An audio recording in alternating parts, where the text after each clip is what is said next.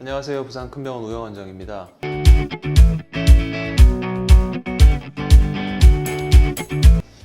제 지인분의 이야기입니다. 그분은 2년 전부터 허리와 다리 통증으로 집 근처 동네 정형외과에서 간간히 신경 차단 주사를 받으면서 지내셨고, 주사 치료를 받으면서 증상이 호전되어서 한동안은 잘 지낼 수 있으셨다고 합니다. 그러나 2달 전부터 본원 내원하시기 전에 허리 통증과 다리 저림이 갑자기 심해졌고, 주사 치료를 3회 시행하였지만 통증은 호전이 보이지 않았습니다. 추가적으로는 발목에 힘이 저하돼서 잘 올라가지 않고 증상도 많이 나타나서 MR 검사를 시행하였고, 추간판이 아래로 많이 흘러내리는 추간판 탈출증이 진단되어서 응급으로 수술을 시행하였습니다.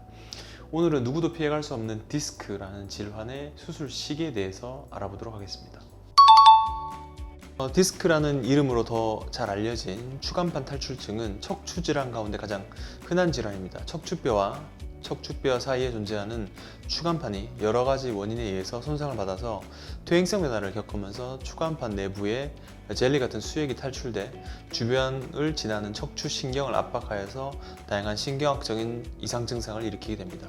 탈출된 디스크의 크기가 크거나 디스크가 위 또는 아래로 전이되는 경우 흔히 디스크가 터졌다는 표현을 쓰기도 합니다.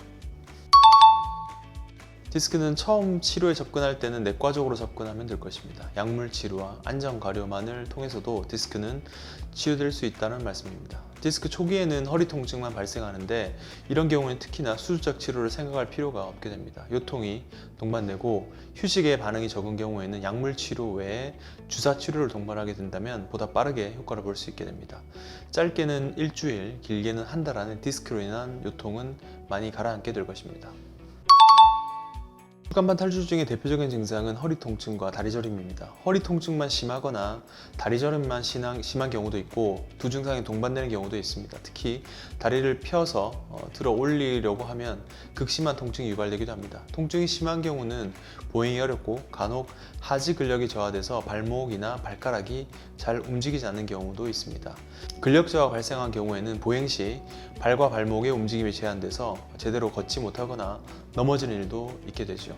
이런 경우에는 보존적 치료에 반응이 없는 경우가 대부분이고, 수술로 진행되는 경우가 많게 됩니다. 척추 수술에 대해서는 동서양을 가리지 않고 부정적인 경우가 많습니다. 특히나 척추 수술의 합병증은 관절 수술에 비해서 치명적이기 때문이죠. 그리하여 수술을 무조건적으로 반대하는 그룹들이 생기는데, 디스크는 너무 오랫동안 방치하게 되면 신경의 노화를 조장하게 되어서 추후 근육이 마르거나 영구적인 장애가 생길 수 있게 됩니다.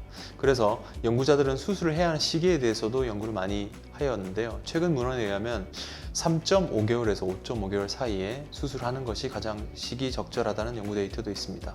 그 말인 즉슨 너무 빠른 수술도 지양하는 것이 나으며, 수술을 너무 미루는 것도 좋지 않다고 보면 될 것입니다. 최근 눈길을 끄는 수술이 척추 내시경 수술입니다. 특히 척추계 내시경 수술은 작은 구멍 2개를 이용해서 수술이 이루어지는데, 근육 손상이 거의 없고 주변 조직을 잘 보존해서 회복이 빠르고 후유증도 거의 없습니다. 디스크 제거에도 매우 효과적이라는 임상 결과가 지속적으로 보고되고 있습니다.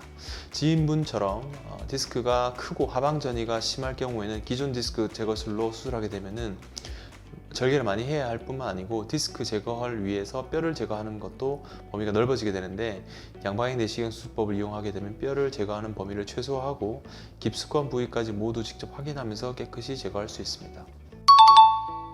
추간판 탈출증을 치료하고 예방하기 위해서는 허리 운동을 지속적으로 하는 것이 좋습니다. 20에서 30분가량 평지나 낮은 언덕, 걷기, 자전거 타기, 수영 등의 유산소 운동 역시 권장됩니다. 또한 올바른 허리 사용법을 익히고 습관하는 것도 추간판 탈출증의 예방에 중요하다고 볼 수 있겠습니다. 시청해주셔서 감사합니다. 좋은 하루 되십시오.